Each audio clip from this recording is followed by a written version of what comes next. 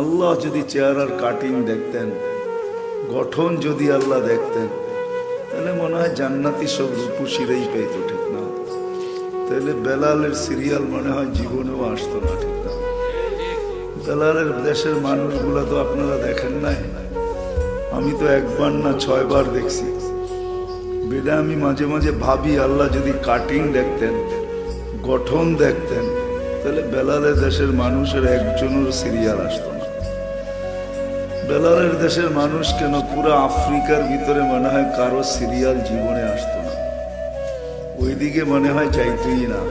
কিন্তু না, বেলাল রাদিয়াল্লাহু তাআলা আনহু যেখানে ওইখানে কেউ নেই, দুনিয়ার কাউকে ওইখানে খুঁজে পাওয়া যায় না।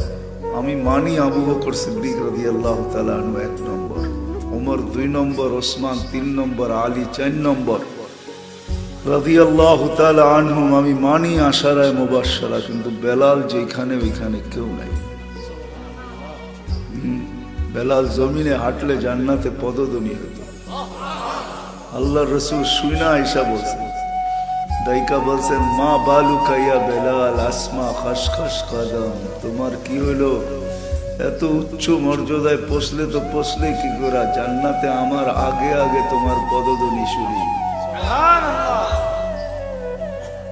এত বড় মর্যাদা পাইলে তো পাইলে কি করে? তো বলছে ছোট্ট জীবনটা গড়েই পেয়েছি, তার একটা অংশ হলো উজু করতে দেরি, 2 রাকাত পড়তে কখনো ভুলি না। তাহাইয়াতুল উজু যাকে বলে, যখনই উজু করি 2 রাকাত পড়ি। আল্লাহর রাসূল বলছে এটাই মনে হয় তোমাকে ওখানে পৌঁছায় দিয়েছে। কিন্তু আমি এটা অন্যভাবে বুঝি, এটা তো বাস্তব, যেটা আমি আপনাদেরকে শুনাইলাম হাদিসের শব্দ, কিন্তু আমার বিবেক অন্যভাবে বুঝায়। আমার বিবেক বুঝায় বেলাল মনে হয় বলতেছিল যে সবাইকে ফাঁকি দিয়ে একা একা জান্নাত করতেছেন, তাই না? আবু বকরও জানে না, ওমরও জানে না, ওসমানও জানে না, আলীও জানে না আপনি কোথায়, যেই ঘর থেকে গেছেন ঘরালাও জানে না, কোনো সৃষ্টি জানে না আপনি এখন কোথায় বিচরণ করতেছেন। আপনি ভাবছেন সবাইকে ফাঁকি দিয়ে একা একা জান্নাত দেখবেন। আমি কালো হইতে পারি, কৃতদাস হইতে পারি, ইথিওপিয়া বাড়ি হইতে পারে, অনারব হইতে পারি, তোতলা হইতে পারি, দুনিয়ার হাজারো দোষ আমার ভিতরে থাকতে পারে, কিন্তু আমি বেলালকে ফাঁকি দেওয়া চলবে না। বেলাল যেন এটাই বুঝাইতেছিল যে আমাকে ফাঁকি দেওয়া চলবে না, একা একা জান্নাত করবেন তা হবে না, আমি আগে আগে থাকবো।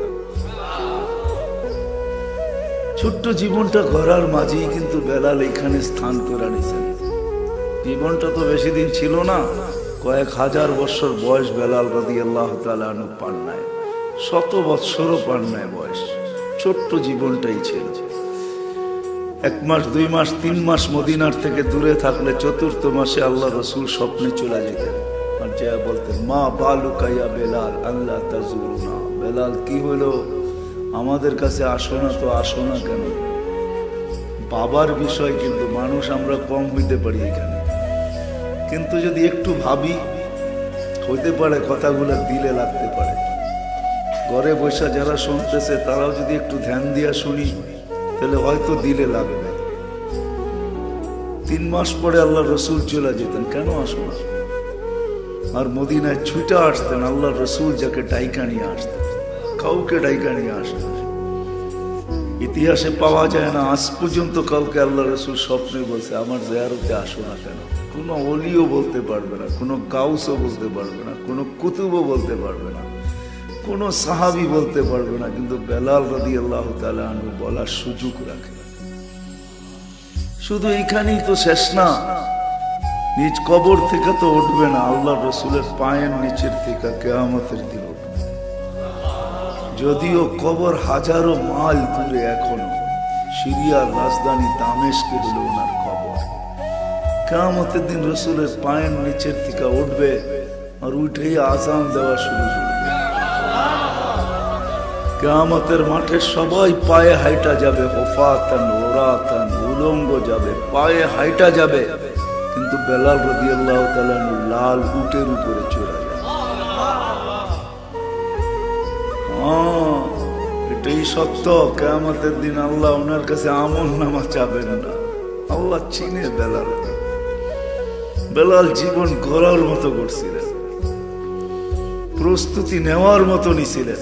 কিয়ামতের দিন আল্লাহ চাবে আদিল্লানা ইয়া বেলাল, দুনিয়ার বক্তারা তোমার নকল আজান শুনায় শুনায় মানুষের চোখের পানি ঝরাইছে, বেলালি আজান বইলা চালায়া দিছে, মিডিয়াওয়ালারা প্রচার করছে বেলালি আজান। বেলাল আজকে শোনাও দুনিয়াকে তোমার আজানটা ছিল তো ছিল কিরকম। কিয়ামতের মাঠে উনি একটা আজান দিবে, আজান আর কিছু। তো এই ছোট্ট জীবনটাকে গড়তে হবে। যে রঙের মানুষই গড়ুক আর যে ডঙ্গের মানুষই গড়ুক, ফেরাউনের বাড়ির কাজের বুয়ো জীবনটা করছিলেন, যার কারণে তার কবর থেকে এখনো সুঘ্রাণ বাহির। সোনারগাঁর মানুষ আমি দেখা আসছি, আপনারা দেখা আসেন, যান অ্যাড্রেস দিয়া দিব, এখনো কবর থেকে সুঘ্রাণ বাহির হয়। দুনিয়ার কোন পারফিউমের মোকাবেলা করতে পারবে না। হাজারো কোটি টাকার দামের পারফিউম ওইখানে ছিটাইতে দেরি, হাওয়া হইতে দেরি হবে না। ওই কবরের গ্রাণ সমস্ত সুঘ্রাণ গ্রাস করে ফেলবে, আপনার নাকে ওই গ্রাণই আসবে। আর যার নাকে একবার জীবনে ওই গ্রাণ লাগছে, দুনিয়ার কোন সুঘ্রাণ তার কাছে সুঘ্রাণ মনে হবে না। সত্য কথা বলতেছি, আমি কোনো গ্রাণ লাগাই না, কেন লাগাইলেই হাওয়া হয়ে যায়। ওই ঘ্রাণ মনে হয় না, মনে হয় সাথে সাথে পিছনে ওই ঘ্রাণ নাকে আইসা বাড়ি খেয়ে আমাকে বলে লাগাইছ তো লাগাইছ কি, এই ঘ্রাণটা একবার নাকে লাগছে, তুই কিসের ঘ্রাণ লাগাইছিস? এটি সত্য। এই ছোট্ট জীবনটাকে করা, কথা লম্বা হবে না, অল্পই হবে। কালকে আসতেছে আরো বড় বড় বক্তারা, ওনারা শোনাবে, মুস্তাকুর নবী সাহেবও আসতেছে।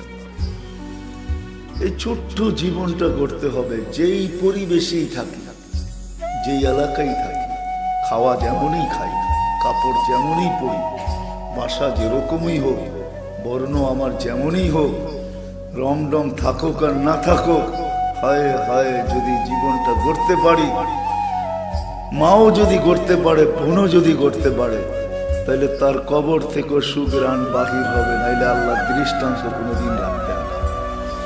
দৃষ্টান্ত ওরই রাখা হয় যে আর পিছনে আরো আসতেছে, ঠিক না? স্যাম্পলের অর্থ কি? এরকমই হবে, ঠিক না? ওই মহিলাও জীবনটা করছিলেন, যদিও কোরবানি তাকে দিতে হয়েছে, চোখের সামনে দুধের শিশুকে সে জ্বলতে দেখছে। ফেরাউন যখন উত্তপ্ত টকবকে তেলের ভিতরে ঢালছে, তো হাড্ডি আর মাংস বাচ্চার আলাদা হয়ে গেছে। দুধের শিশুকে মা সইছে তো সইছে কি করে? চোখের পাত ভাঙ্গা গেছে, বুক পানিতে ভাসতেছিল, বারবার আল্লাহকে বলতেছিল, হয় মা সোয়া যাইতেছিল। ফেরাউন বলতেছিল মাইনা নাও, আমাকে দিয়া দিব নৈকট্য। বলছে সব হারাইতে পারি, কিন্তু উনাকে হারানো যাবে না। সব হারায় ফেলতে পারি, প্রশ্নই ওঠে না। বলছে তাহলে চোখের পানি জড়াও কেন? বলে এই বাচ্চার জন্য জড়াইতেছি না, ওনার কাছে জড়াইতেছি। ওনাকে চিনেন? কে? ওনার কাছে জড়াইতেছি, তুমি নারাজ হয়েও না। কেসে সন্তান গেছে, তাতে কি আসে যায়? এই জন্য সন্তান চিৎকার দিতে দিতে উঠতেছে। উম্মি রু যখন উঠতেছে, তো সারা দুনিয়াকে শোনায় উঠতেছে, উম্মি উম্মি লা তাখাফি, মা ফেরাউন সামনে বিদায়, ভয় পাস না। ওয়ালা তাহজানি, আমার বিচ্ছেদে দুঃখিত হোস না। সানাজমাউ ফিল জান্নাতি ইনশাআল্লাহ, মা একটু পরেই জান্নাতে একত্রিত হবে। মা পর্দা আমার সামনের থেকে সরে গেছে, তোর সামনের থেকে সরে নাই। আমার রু বাহির হইতে দেরি, আমার সামনের থেকে সব পর্দা সরতে দেরি হয় নাই।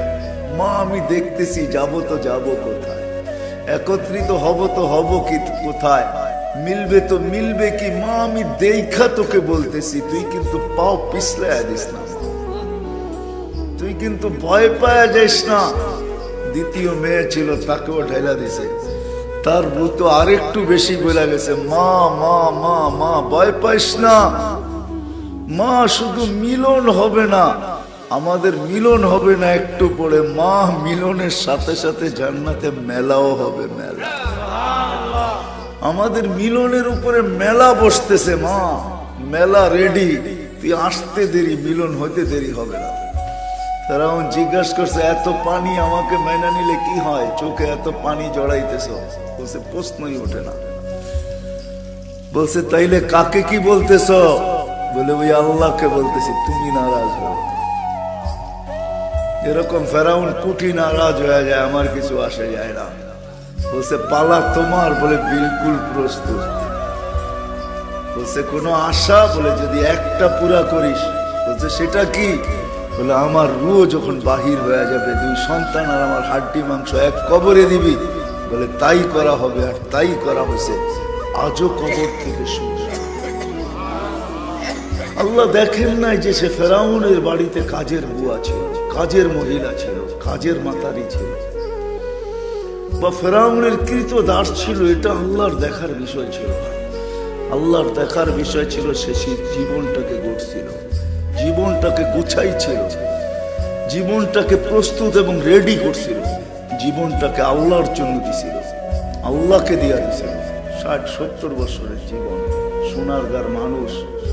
ঐতিহ্য তো আপনাদের এখানেও ডেলি চিৎকার দেয়, হায় সোনারগাঁর জাদুঘর, ডেলি চিৎকার দিয়া বলে, রাত দিন চিৎকার দিতেছে, হায় আমি একদিন রাজধানীও ছিলাম, আমি আজকে ঐতিহ্য। ঠিক না? আমি একদিন কি ছিলাম, আর এখন আমি, হায় একদিন ঘোড়ার আসা যাওয়া ছিল এখানে, একদিন রাত দিন সূর্যের মতো চলতো। এটা ঈশা খার রাজধানী ছিল না, ঈশা খান আর রাজধানী, এখন একটা ঐতিহ্য, জাদুঘর। মানে কি একটা ঐতিহ্য, আর কিচ্ছু না। ঠিক বিষয় এটাই। যুবকদেরকেও বলবো, যৌবন একদিন শেষ হয়ে যাবে, কতগুলা ছাপ থাইকা যাবে। মা বোনদেরও, মা বোনও একদিন শেষ হয়ে যাবে, নারীত্ব একদিন মাটিতে মিশা যাবে, শুধু কতটুকু ছাপ থাইকা যাবে। এই জন্যই জীবনটাকে প্রস্তুত করা, এটাকে করা, এটাকে তৈয়ার করা, এটাকে উপযোগী বানানো। এই ছোট্ট জীবনটাকে 60-70 বছর যে করবে, যে প্রস্তুত করবে, যে রেডি করবে, যেটাকে উপযোগী বানাবে। হায় হায়, সৃষ্টি তো সৃষ্টি। আল্লাহ নিজে বলতেছে, সালাম কাওলাম মির রব্বির রহিম, আমি রব তোকে সালাম, রব সালাম দিবে। রব কি ভাবেন? মনে হয় ভাবতেই পারতেছেন না, ঠিক না? রব সালাম দিবে, রব আল্লাহ সালাম দিবে। যদি আল্লাহ দিত তেনে মেনা নিতাম, শুধু আল্লাহ তো দিবে না, 99 পদের মালিক দিবে। রহমান আমাকে সালাম দিবে, রহিম দিবে, মালিক দিবে, কুদ্দুস দিবে, সালাম দিবে, মুমিন দিবে, মুহাইমিন দিবে, আজিজুল জব্বারুল মুতাকাব্বিরুল খালিকুল বারিউল মুসাব্বিরুল গফফারুল কহ্হারুল ওয়াহ্হাবুর রাজ্জাকুল ফাত্তাহুল আলিমুল কাবিদুল বাসিতুল খাফিদুর রাফিউল মুইজ্জুল মুদিল্লুস সামিউল বাসিরুল হাকামুল আদলুল লতীফুল খবীরুল হালিমুল আযীমুল গফুরুশ শাকুরুল আলিকুল কবীরুল হাফিজুল মুকিতুল হাসিবুল জলিলুল করিমুল রকিবুল মুজিবুল ওয়াসি আল হাকিমুল ওয়াদুদুল মজিদুল বাঈসুল শহীদুল হকুল وقيل القضي المتين الولي الحميد الموصي المبدي المعيد المحيي المميت الحي القيوم الواجد الماجد الواحد الأحد الصمد القادر المقتدر المقدم المؤخر الأول والآخر الظاهر والباطن الوالي المتوالي البر التواب المنتقم العفو الرؤوف مالك الملك ذا الجلال والإكرام المقسط والجامع والغني والمغني المانع الضار النافع النور الهادي البديع والباقي الوارث والرشيد الصبور جل جلاله 99 পদের মালিক আমারে সালাম। রব্বুস সামাওয়াত আমারে সালাম দিব, রব্বুল আরশিল আযীম আমাকে সালাম দিবে, রব্বুল জান্নাতে সালাম দিবে, রব্বুল আউয়ালিন ওয়াল আখিরিন আমারে সালাম দিবে, রব্বুল মাগরিবাইন ওয়াল মাশরিকাইন আমাকে সালাম দিবে। যদি ছোট্ট জীবনটা করতে পারে। নিশা যদিও দুনিয়ার লাগা আছে আমাদের উপরে, কবির কথাই সত্য, তুঝে দুনহাই কে রহম সবসে আলা হসিনত নিরালি হো ফ্যাশন নিরালা। যদিও আমাদের সবার মাথার ভিতরে নিশা লাগা আছে যে ভালো খাবো, ভালো পড়বো, ভালো থাকবো, এই নিশা 24 ঘন্টা আমাদেরকে ছুটাইতেছে। যুবকের ভিতরে এই নিশা আছে, ভালো ভালো চাই, ভালো উন্নত চাই, ব্র্যান্ডের চাই, উন্নত খাওয়া, উন্নত কাপড়, উন্নত বাসস্থান, এই নিশাই আমাদের মাথায় জুড়ে আছে। কবির কথাই সত্য, কিন্তু এটাও সত্য तुझे दुन्हाई के रहूं सबसे आला, हुसीनत निराली हो फैशन निराला। तो कभी आगे बल से यूं ही जिया करता है क्या मरने वाला। हाय जे जाने আমাকে চলে যেতে হবে সেই নিশানিয়া কোনদিন বাস করতে পারে না।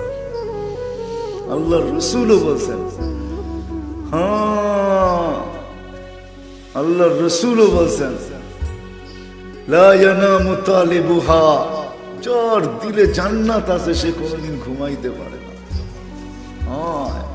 জানি না এখানে কোনো প্রবাসী আছে না না আছে জানি না।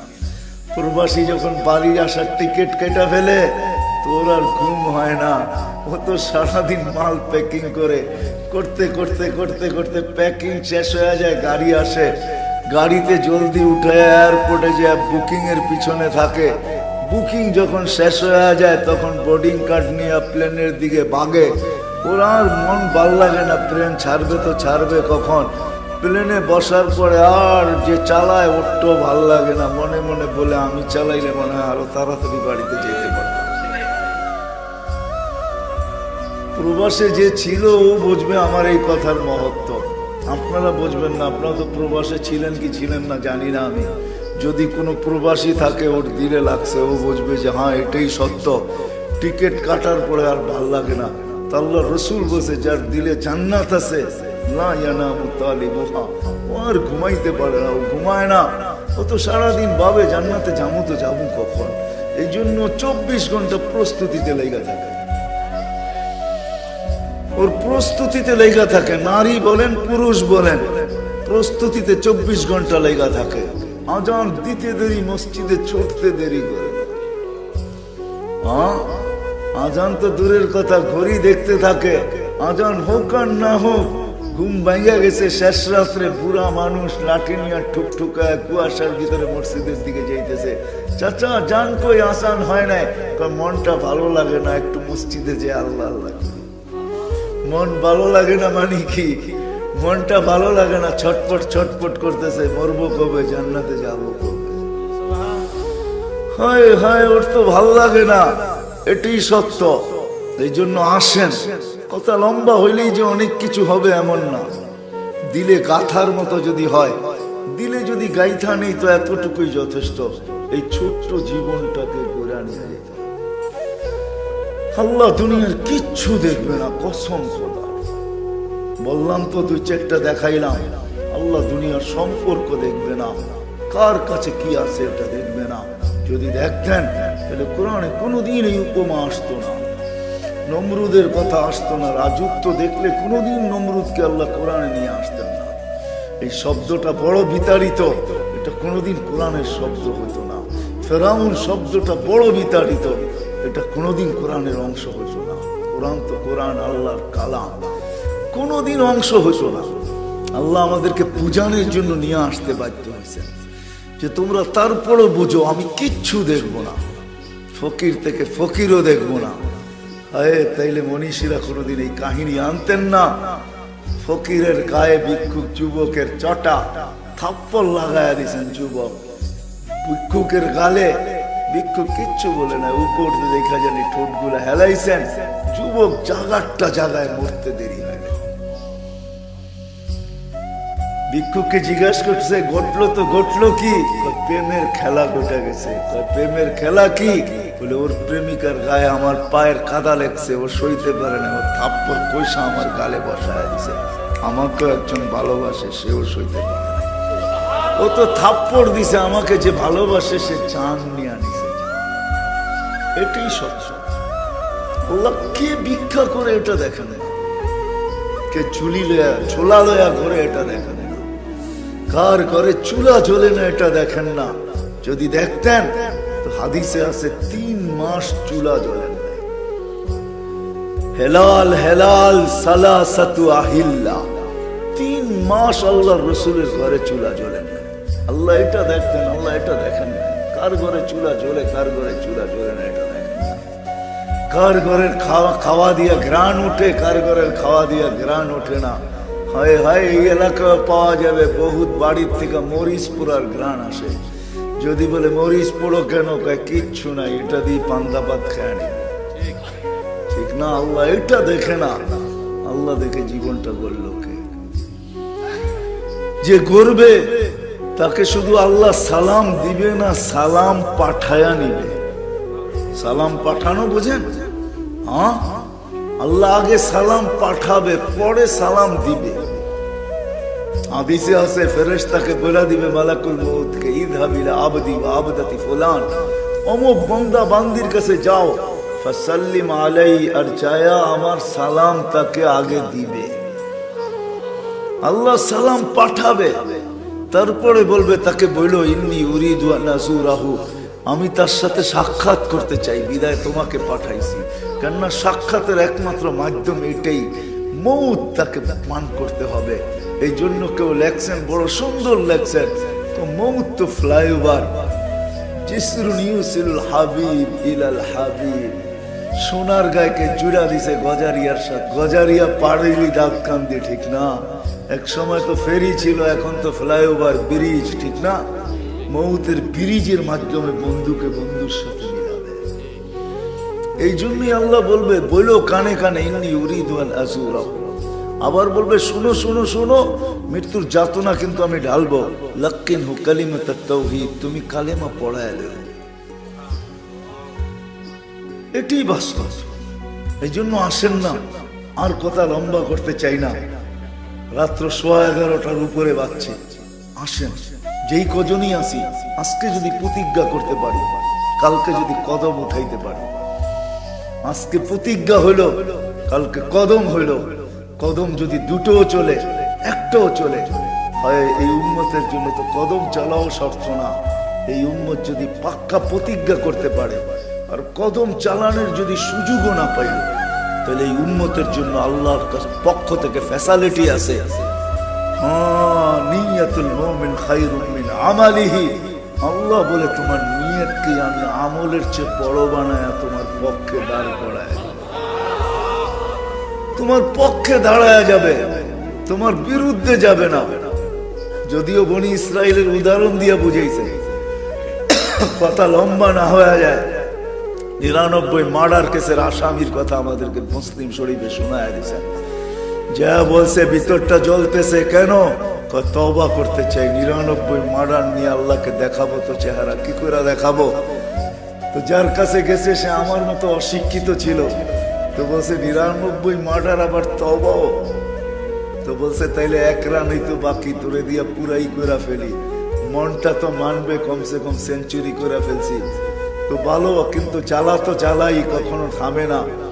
দিলের জ্বালা বড় জ্বালা। কিন্তু আরেকজনের কাছে চলে গেছে, ভালো একজনের কাছে, বলছে ভিতরে বড় জ্বালা। বলছে কিসের জ্বালা? বলে 100 পুরা করে ফেলছি, মার্ডার, 100 জনকে হত্যা করছি, কিন্তু ভিতরের জ্বালা থামাইতে পারতেছি, তওবা করতে মন চায়। বলছে শর্ত মানতে পারবে? বলছে বইলা দেখো, চেষ্টা করব। বলছে উতরুক আরদাকা ফাইন্না আরদা সু, তোমার এলাকা ছাড়ো, ইযহাব ইলা কারিয়াতি ফুলান, অমুক গ্রামে চলে যাও, হুনাকা উনাস, ওইখানে তোমার মতোই কিছু লোক আছে যারা ব্যথা নিয়ে বসে আছে, ফালতাহিক মাহুম, এদের সাথে যে মিলা যাও, আর এরা যেইভাবে আল্লাহকে পাওয়ার জন্য চেষ্টা করতেছে তুমিও করো। কয়েক কদম দিছে, মালাকুল মউতের থাবা চলে আসছে, 2 দল ফেরেশতাই চলে আসছে, রহমতেরটাও আসছে, আযাবেরটাও আসছে। আযাব আর ফেরেশতাদের কাছে 100 ফাইল ছিল, রহমতের ফেরেশতাদের কাছে একটা কাগজ ছিল। লাগছে 2 জন ঝগড়া, 3য় ফেরেশতা আয়েশা বলছে ঝগড়া করা কোনো লাভ নাই, জমিন মাপো, যেটা কাছে হবে ওরা নিয়ে যাবে। যেই দিকে যাইতে ছিল ওটা যদি কাছে হয় তো রহমতের ফেরেশতা নিয়ে যাবে, বাড়ি যদি কাছে হয় তো আযাবের ফেরেশতা নিয়ে যাবে। আল্লাহ বাড়ির দিকের জমিনকে কানে কানে বলে দিয়েছেন, আসসাই, তুই লম্বা হ। যেই দিকে যাইতে ছিল ওটাকে আল্লাহ কানে কানে বলছে, যাইতি, তুই সংকীর্ণ হ। ফাযাদা বিশিবরিন, যেদিকে যাইতে ছিল ওটা 1 বিঘায় জিতে গেছে। রহমতের ফেরেশতারা নিয়ে ছুটছে জান্নাতে ঢুকায়া, তারপরে পিছে তাকায়া দেখছে ওরা আসে কিনা। আল্লাহ আমাদেরকে বুঝাইতে চাইছে উম্মতে মুহাম্মাদি, আজকে যদি প্রতিজ্ঞা করতে পারি আর কালকে যদি কদম ওঠে, তো আল্লাহর ওয়াদা আছে আমি জীবনটাকে গড়ায়